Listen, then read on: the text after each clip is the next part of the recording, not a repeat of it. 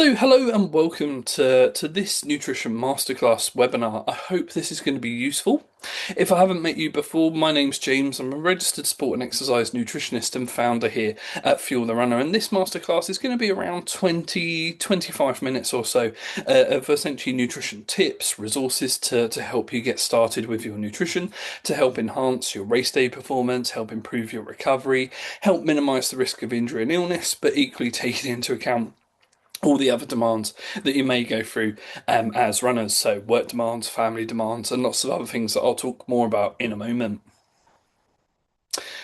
So, I guess getting straight into it, part of the reason why I've put this masterclass together is over the years now I've worked as a sports nutritionist with a variety of different athletes, from the amateur to the elite, from adults to youth athletes. And the trouble is, and particularly over the sort of the past 4, 5 years or so, I've worked with hundreds of runners, and in that time, it's great at the moment where runners are beginning their training plans, following all sorts of different apps, plans, people using things like ChatGPT. But the trouble is, it's often their performance is somewhat hindered or becomes very limited. So the trouble with this is runners spend months training in the build up to an event. They do the early mornings, they do the long runs, your social calendar goes out the window.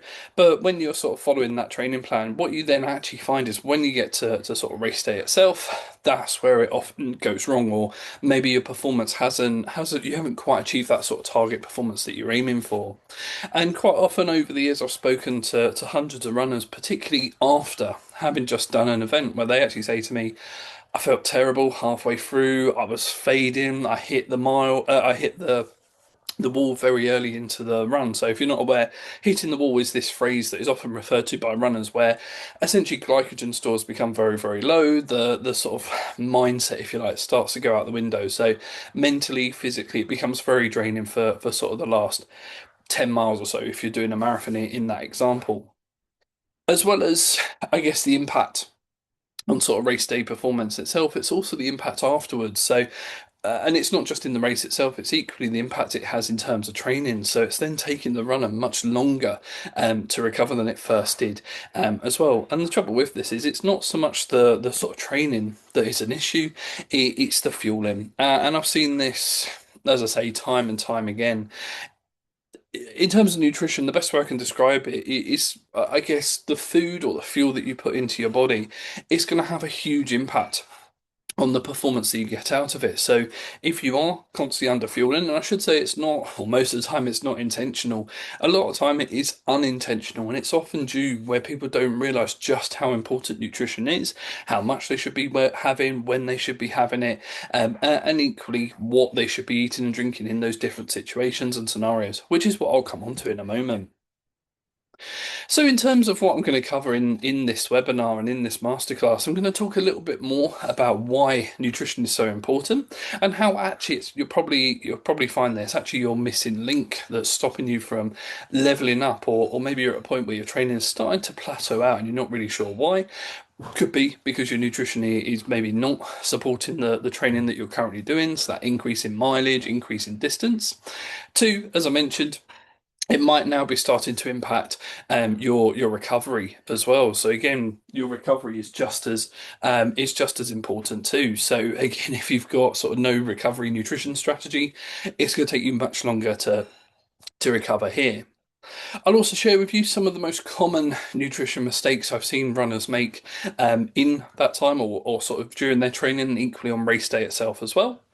And then from that, give you some tips on sort of how to fuel effectively beforehand, what to eat and drink during your longer runs, and equally what to have afterwards to support that post recovery and equally the training adaptation too. Hopefully, by the end, you're going to feel so much more confident in terms of knowing how to fuel your training, how your nutrition is going to support everything that essentially you're doing.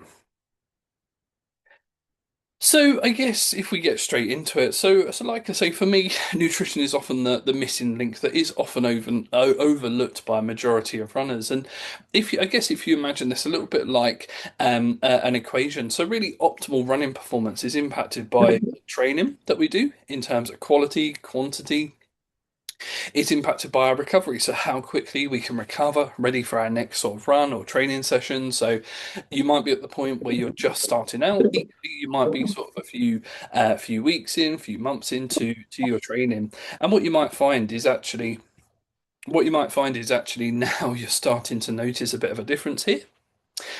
The sort of third element to it for me is also your planning and preparation. So the demands of a standard training week, it potentially is huge amounts of volume, huge amounts of time that you're running for. And so how you prepare sort of everything around it. So preparing the nutrition to support your running, but equally supporting other things. So like I say, if you're training first thing in the morning, going off to work, going into the office, again, it's all these things that become really important. The trouble is when we remove nutrition from this equation, everything else goes out the window. So what we start to find here is the training quality and quantity goes down because your body simply hasn't got enough energy. What we find is recovery goes out the window. So it's taking you much longer. It's taking you sort of days or a number of days longer to recover from your training sessions. And on top of that, the sort of everything else goes out the window, and it's not just impacting your running performance. If you are continuously under fueling, this is where you start to see this massive increase in injuries, massive increase in illness. So all of a sudden, you can't train for maybe a week or so because you're stuck in bed with an injury or stuck in bed feeling really unwell. And this is the role that sort of nutrition plays here, and all of which is then, as I say, going to significantly impact your running performance too. And so at this point, I'm just going to pause for a few seconds. If you want to sort of pause this webinar or pause the recording, what I'd like you to do is get your phones out and scan the QR code that you can see on the screen. And what this is going to do is basically take you to a sort of fueling scorecard. And it's going to ask you a series of questions around your nutrition. Not in terms of your knowledge, but it's going to ask you around your behaviours. Depending on your answer to each question, is then at the end it should provide you with some personalised sort of feedback and guidance, just to give you some further tips and advice. What I often find with nutrition as well is a lot of runners think that what they're doing is right, is correct, but they don't often realise that sometimes it is what they're doing, how they're doing, that's actually sort of hindering their running performance rather than helping. So, like I say, you can pause this webinar or pause this recording for a few moments, complete this scorecard, and this will help you with the next part. And I guess at this point, it's really important to highlight some of the common, I guess, mistakes that runners make that I've seen over the years. At time of recording, I do have something coming out sort of towards the end of 2026 that'll be very exciting and highlight a little bit more about this. But I just wanted to highlight some of the most common nutrition mistakes I see runners make. All of these, I'd say in 99% of cases, these are unintentional. But as I say, it just highlights how important nutrition is. And so the first one is that chronic underfueling. So, like I say, if you're at a point where you're just starting out with your training, probably find that you can get away with it. But the trouble is, as your training starts to increase, your energy expenditure increases. If your energy intake is not matching the demand, this is where we start to see an issue. So if your energy expenditure is up here and your sort of energy intake is sort of down here, there's being in a slight sort of calorie deficit that can help with body composition goals. But if the difference between the two is too much, this is where it's a bit like when your phone goes into low power mode. Essentially, this is what's happening in the body. So in our phones, all these background functions are switched off, turned off. In the body, same thing here. So one, we're seeing this reduction in training adaptation because we haven't got the energy available to support that muscle growth and repair. We're constantly feeling tired and fatigued. You'd be amazed how often over the years I've worked with runners who they're falling asleep at work, for example, falling asleep at university, college, school, and quite often it's the fact that they are so underfueled without realizing. As I've mentioned already, that lack of energy is significantly impacting things like our immune system to fight off any virus and infection, so we're more susceptible. On top of this, when you think about the demands of running on the body, you're putting a huge amount of pressure through the body itself, and if you're not giving it the nutrients it needs, this is where we're more susceptible to injury. So a really common injury, and particularly within runners, is things like stress fractures, stress injuries that usually occur within the legs there too. We also start to see this reduction in essentially lean mass. So this is your sort of muscle mass essentially. So again, if the body hasn't got enough energy from the food, the fuel you're giving it, it's then starting to use itself essentially to help with this. So we start to see a decline in muscle mass if we're not getting enough protein in as well. So what you find is that it's actually sort of hindering your performance, as I say. We also start to see some other aspects that are impacted. So things like poor sleep. We also start to impact I guess, the mindset side of things. So poor mood. If we're underfueled, if we're hungry, our mood is not going to be sort of very good. All of which, as I say, is going to impact our running performance both physically and equally psychologically too.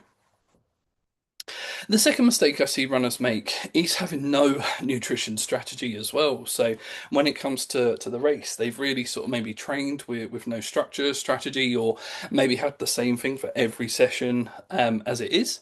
But then when it comes to the race itself, this is where things can have a really big impact. And again, as I say, I've seen runners where they've tried to train without sort of fueling themselves effectively, and the trouble here is, if we haven't got a plan in place, it's likely to impact our performance. So, some of you may have heard of the sort of phrase where it's like poor planning equals sort of poor performance. So, if we haven't got that plan, that strategy in place, if it means we're very likely going to be underfueled, we're going to be dehydrated, and that's going to stop us from achieving those running goals.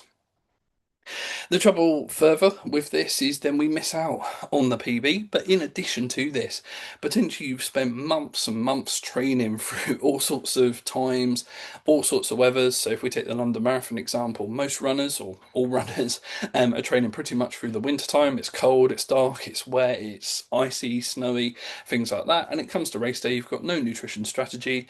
You're now expecting your body to be able to cope with the demands of running 26 miles with no nutrition strategy in place. And again, unfortunately, we miss out on that PB. Or as I've seen earlier this year, I've seen numerous runners who sort of didn't make the finish line, and I'd say a majority of the work was due to the fact that they didn't have that effective strategy in place. The third mistake I see runners make is actually trying something new on race day. This is probably the most common piece of advice you're going to see people talk about on social media, online. You've probably seen a lot of running experts talk about this. Yet every year there's hundreds, if not thousands, of runners that still do this, and then people don't realise just how big an issue this actually is in the first place. The reason why this is such an issue is training. When we go for a run, yes, you're training the muscles to cope with that physical demand of running 13 miles, 26 miles, even sort of 5K, and some of those shorter distances. But it's also a chance to train your stomach, train your gut to cope with the demands of running, and whilst taking on some fuel and fluid as well. So what's really important here is making sure that we practice in our training what meals, what snacks we're going to use, when we're going to use them, and how much, so that we're now accustomed, ready for the race itself. Again, when we start sort of chopping and changing different foods and meals around, and we're essentially trying something new on race day, certain foods and meals will have slightly different digestion rates, if you like. So some meals will digest very, very quickly, some will take longer. And essentially, if you're trying to run, you've got sort of the impact of that physical movement of running on the stomach itself. On top of that, trying to run when the stomach's full of food, it's going to take longer to process and digest. So as a result, we often see this sort of runner's gut, where essentially, again, if you're not aware of this, runner's gut is this situation, if you like, shall we say, where because of our food choices, or predominantly our food choices, the runner ends up maybe being sick or needs to go to the toilet because it's just that food has just gone sort of straight through them. So it's just going to ruin race day, the race day performance itself. So you may be wondering why I've got a slice of pizza on the screen, just to highlight a sort of quick story. I've been really fortunate to run the London Marathon 3 times now. And a few years ago, back in 2022, I was running with 3 other random people. I'd never met them before. And the crowds could be a great source of support, but equally they could be a big hindrance. And what we actually found, or sorry, what I saw, was these crowds of supporters offering slices of pizza, and these 3 other runners that I was sort of running with, they all took a slice of pizza. I did not. Trouble is, half a mile further down the course, two of them are being sick, and the other one's trying to find a quiet spot, a private area, shall we say? And I'm willing to bet it's because of this. So you think about all the cheese that's in the pizza, the high amounts of fat, all of which can significantly increase that risk of runner's gut. So this is just one example of trying something new on race day, and the impact how it can sort of ruin their race performance. The fourth mistake I see runners make is essentially having no recovery. So, particularly as I mentioned at the start, no recovery, particularly through sort of training. A lot of people think it's all to do with what they eat and drink before their runs, but actually, what you eat and drink afterwards, and what you do on a consistent basis is going to significantly impact this as well. The trouble I see here with a lot of runners is that they have no recovery strategies. So essentially, they get to the point where if you imagine sort of the start of training or the start of like a training block, our energy levels are hopefully somewhere at the top. So if you use the battery analogy you can see on the screen, but we do some training and that battery becomes slightly depleted, not too much of an issue. But as that running duration, intensity increases and we're doing more miles, we're now using more fuel. But if we're not replacing it, putting it back into the body, all of a sudden after a few weeks, our energy levels go from having started up here to way down here. And as I said before, this is where we start to see some really significant impacts on our running performance as well as health and well-being too. And like I say, it's things like this. It's that recovery or lack of recovery strategy that stops the runner recovering quickly. So what you find here is they then say, "My feet, my legs are absolutely fatigued to anything. I've got no no strength. Every run is a struggle. It's taken me ages to recover." But then equally, the other side to it is they often say to me, "I don't see any improvement. I've been training for weeks and weeks, doing all the distances, but there's no actual improvement." And a lot of it comes down to what you eat and drink post run as well. And so you can start to see this is by no means a definitive list, but I just wanted to highlight some of the common issues, common mistakes that runners make, and why nutrition is so important. So this then leads me quite nicely on to what I call my fuel to the finish framework. And this is just basically, I guess, a starting point in terms of how to build your own nutrition strategy that's going to help you get to the end of the race and help you target that sort of PB if that's what you're going for in your upcoming runs and races. So when it comes to optimizing your pre-run or pre-competition fueling, fueling really starts around 2 to 3 hours before you run itself. So just for demonstration purposes, if you're running at 10 o'clock in the morning, I'd be trying to have something to eat and drink around sort of seven, half seven. If you're trying to if you're going to run at, let's say, 4 o'clock in the afternoon, what you have at sort of lunch, maybe around 1 o'clock, would be a sort of good guideline here. And what we want to aim for here is choosing these sort of high carbohydrate based snacks and meals. And I'll show you some examples of this in a moment. For those of you that are interested in the amounts and the quantities, what we're trying to aim for here, essentially the more time we have available in the build up to a run, a training session, the bigger meal that we can have, we can sort of tolerate without increasing that risk of runner's gut. So if you've got closer to sort of 3 hours before a run, I'd aim for around 3 grams of carbohydrate per kilogram of body mass. If you've only got an hour or so, so I know some runners like to run first thing in the morning, you're maybe aiming for closer to sort of 1 gram per kilogram. So it might be just using some easy sort of carbohydrate snacks. And so, just to show you what this might look like, then a good starting point might be something like a bowl of fruit. So it might be a bowl of porridge with a handful of fruit. So you can see here my porridge bowl. I've got some different berries on there. It's a little bit hard to see in the image, but there is things like honey on there, just for some additional sort of carbohydrate to help provide more fuel. If you're a runner who doesn't like porridge, you could absolutely use things like Weetabix, so 2, 3 Weetabix biscuits, depending on your sort of carbohydrate targets. Again, so I've got some sliced bananas in this one, amongst some of the other berries too, just for something a little bit different. Equally, I should say at this point, I don't have an image for it, but you could use sort of breakfast cereals, bowl of cornflakes, bowl of Rice Krispies, things like that. What we're trying to do here is get that quick release of carbohydrate into the body, top those energy stores up, ready for the start of our run. If you're training later on in the day, it might be that you aim for more of like a sort of pasta dish, something like that. That's absolutely fine. Very good source of carbohydrate with the pasta too. So what I do here is choose those in a sort of tomato or sort of vegetable-based sauce rather than these cheesy or creamy sauces, just because the cheese, the cream, as I mentioned before, takes longer to digest and more likely to increase that risk of runner's gut. Other options, some runners say to me, they're training first thing in the morning, or they prefer sort of the high nutrient intake but sort of lower food volume, and that's absolutely fine. One option could be something like a slice of bread or slice of toast with some peanut butter and a sliced banana here. So some runners like to use this. This one absolutely fine for, I'd probably say for some of your shorter runs. The one thing I would say is as your distance increasing it increases, and if you are doing sort of half marathon distances and beyond, I'd be choosing something much or maybe a bit higher. So maybe choosing things like the porridge that I mentioned before. Other options, things like jacket potatoes. So jacket potatoes, fantastic source of carbohydrate. Depending on what you're actually doing, you can then add some toppings of your choice. So some toppings could then be used to support post-run recovery. Some could be used to support sort of pre-exercise fueling. So you can see on the screen I've got this one with some beans and some cheese. So that could be one option. But then as a post-run recovery option, you could use things like tuna and sweet corn. So the protein there would also be great to help with the recovery. So when it comes to your runs, all runs, I'd encourage you to fuel. How you fuel, how much you fuel, again, will depend on the sort of the session that you're doing. For your longer runs, or if you're training sort of first thing in the morning, or if you're shorter time before a run, definitely taking on some fuel. So this, as I said before, it might be you just have something that's a little bit smaller in terms of carbohydrate content. So a few examples that can help here. Something like a bowl of yogurt with a handful of berries. So again, it's up to you which ones you add here.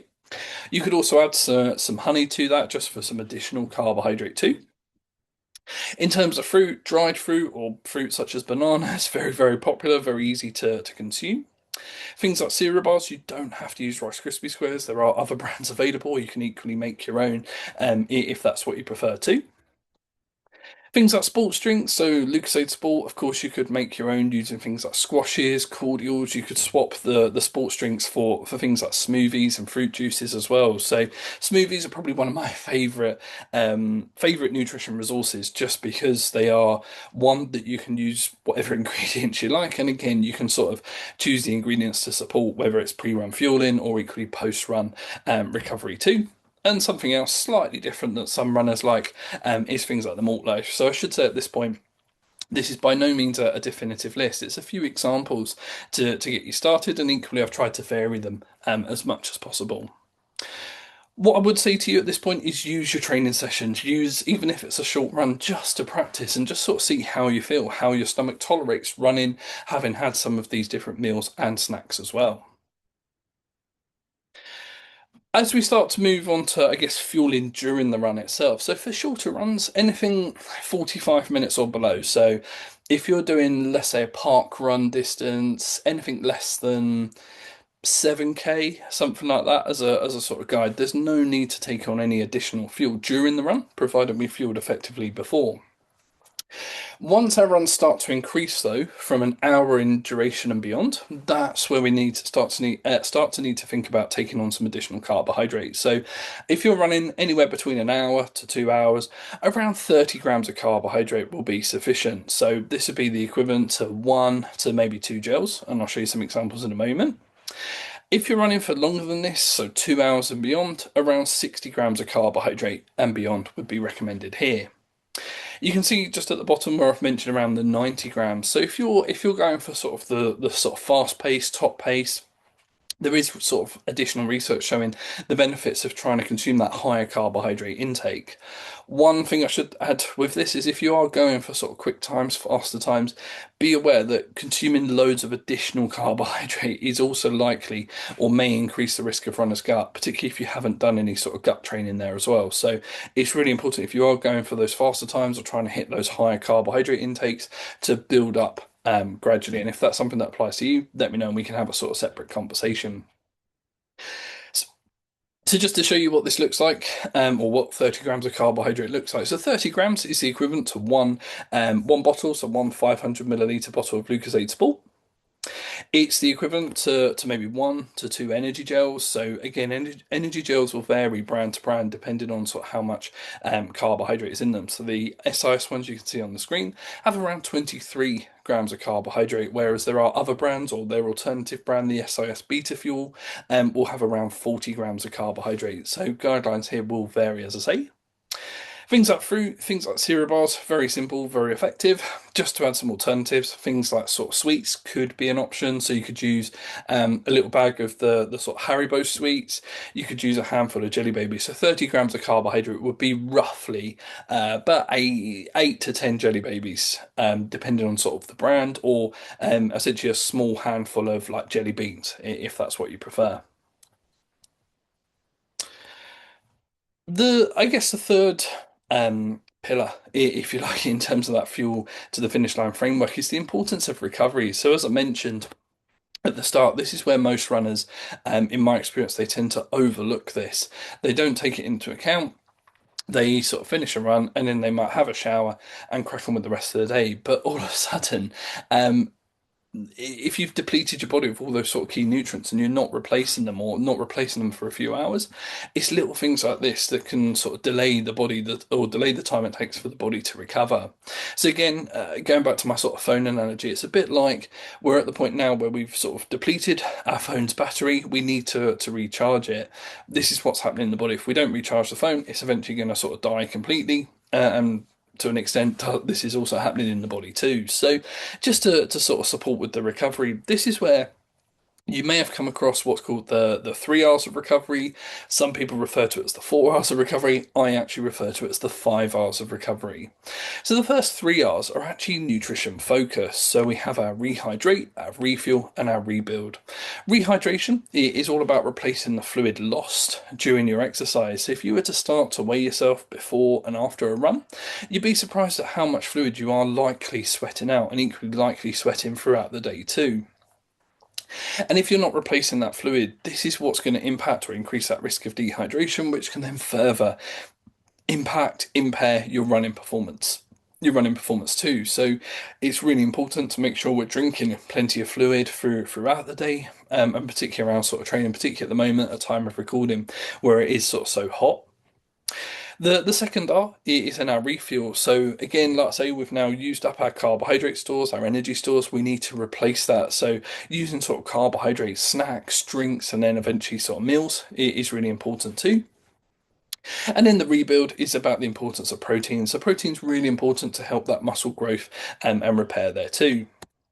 Just to add on the other 2 R's, the fourth R is more around the importance of sleep and trying to aim for a good quality night's sleep. So aiming for around 7 to 9 hours of sleep per night is recommended. With maybe some of your higher volume weeks, even sort of post run or post training naps, 20 minutes, half an hour or so, can significantly help the body to recover much quicker too. The fifth R is something that I add myself, and so with this, some runners say to me, "Oh, yeah, I do this," but when you actually talk to them in more detail, they do it every now and then. They're not doing it consistently. And the trouble with this, not doing these things consistently, is still impacting your performance. So the repeat is something I add, and this is about the importance of following this process after every training session, after every race, after any exercise you do, essentially. So this is where over the coming months and weeks, this is where you're going to see the biggest improvements in your running performance there. I guess the other thing that I often speak to runners about is then the timing. And a lot of people don't think about this, but essentially, when it comes to it further optimizing your recovery, we can think about this in 3 stages or 3 phases. The first phase is basically what you do as soon as you finish a training session or a race itself. So, trying to get some fuel, trying to get some nutrients and fluid back into your body is really, really key. Phase two is in around 2 to 3 hours after the exercise itself. So maybe this might be you've finished a race and it takes you a couple of hours to get home or back to the hotel, for example, if you're sort of racing away from home. There could be a number of situations here. So we're still aiming for those nutrients that I mentioned, but with these meals, hopefully by this point, you've now got access to more food food variety. You've got access to maybe cooking facilities, food storage facilities. So as well as making sure we're drinking plenty of fluid, getting the protein, the carbohydrate as well, adding things like fruits and vegetables to your meals and snacks can further help enhance that recovery. The phase three that's often overlooked is then the day after, particularly with your long runs and the race itself. So the body is still recovering up to about 48 hours post run or post exercise. So a lot of runners will look at this and go, oh, I can eat whatever I want, or quite often they'll sort of massively restrict how much they eat. But if you've run, maybe you've done a long run, maybe you've done a half marathon, maybe you've had like a really sort of high volume week, for example, what you eat the day or even days after these bigger volume weeks is still really important. So it's still really important to, yes, be aware of sort of portion sizes. Yes, your carbohydrate requirements are much less, much lower. Excuse me, much less, much lower, but it's still making sure you are getting plenty of protein, plenty of fiber into your diet, plenty of all those other food groups as well. Again, just to sort of show you what it looks like. So, like I say, starting off with some snacks and drinks is just a really simple way to get those nutrients back into your body. So, things like cereal bars, fruits, things like milk or flavored milk, depending on what you prefer, can be a great option. So, you may have seen over the past year or so, there's been this huge focus on the benefits of chocolate milk.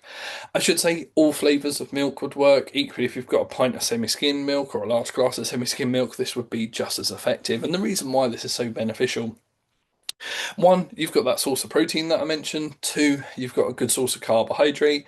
Three, you've got the fluid. But four, as an added benefit or added bonus, you've also got a really good source of calcium to get into the body to support strong bones and of course, teeth as well. Other options that you can see on the screen, so the jacket potatoes that I mentioned before with your choice of topping, things like pasta dishes, rice dishes with some protein, and then probably my favourite, my go-to is things like stir fries. It's just quick, it's easy to make. If I'm short of time, doesn't take too long to do, and depending on sort of what I've done, I can sort of add in different ingredients. So I can have my choice of protein. I can have plenty of vegetables. If I've had maybe a sort of quieter day, I might not necessarily have a huge amount of rice, let's say. But then if I've done like a really sort of hard workout, I might add rice, pasta to this as for that source of carbohydrate just to further support the recovery there. Again, just to show you, I'm a man of my words. Over the years, I've been fortunate to run in lots of different races. So this is me a few years ago after the London Landmarks half marathon. In this, we sort of finished, and we're sort of walking back to the train station, and you can just about see it in the image behind me. There's a Tesco on the way back, and my family said to me, "Can we get you anything?" Thinking I was going to say, "Oh, can I have some sweets and things like that?" And I said, "Can I have some milk?" I wasn't able to find the sort of picture and video. But I have got some pictures of me sort of drinking this pint of milk on the train, and there's a person sort of looking at me sort of very confused. So just to show you, I do follow this advice as well. So as we start to wrap this up, then what I've put together just to maybe help you fuel your sessions a little bit more effectively over the coming weeks and months in the build up to your races. A few questions to ask yourself. So the first one, have you actually had a substantial carbohydrate based meal before that training session? So some of your training sessions, if it's a sort of half an hour light run, light session, maybe you're going to the gym to do some stretches, some mobility work, not necessarily as important. But if you're about to do a 90-minute long run, if you're about to do like a sort of intensity session, if you're about to do a like a race pace target, and if you're answering this saying, "Oh no, I haven't actually eaten anything," what could you do? Even if it's like a high carb snack, even if it's going and grabbing an extra energy gel, even if it's having a sports drink, just something that's going to give you some fuel to help. Second one, have you packed a water bottle? I know it sounds really obvious and really straightforward, but again, you'd be amazed how often people that I've worked with over the years don't drink enough. I often refer to water and fluid as the forgotten nutrient, just because in my experience, a lot of people just don't drink anywhere near enough compared to what they should. I know I haven't talked about it too much in this masterclass, just trying to cover all the different nutrition topics here is certainly a challenge in itself. So, as a guide, we should be trying to drink at least 2 litres of sugar-free fluid per day, but that is just a guide that doesn't take into account sort of the exercise you're doing, the environmental conditions. So, a much better guide, if you like, is to multiply your body weight in kilograms by 35. And this will give you a target in sort of liters to aim for. So if you were to multiply, just for ease of maths, if you had a 70 kilogram runner, let's say, 70 kilos times 35 milliliters, this is going to work out about 2.3, 2.4 liters off the top of my head there. So it just gives you an idea of how much to try and drink. And like I say, making sure you're taking a water bottle with you. My third question, or sort of third consideration on my checklist, is then, have you got any sort of snacks in your kit bag to support your session itself? So that could be sort of pre-exercise or post-exercise snacks, and it doesn't have to be just in your kit bag. It could be in your car, it could be in your desk at home, at your place of work. It just means that you've always got something just to support your training. As I say, you might have some pre-run snacks that might be the cereal bars, for example.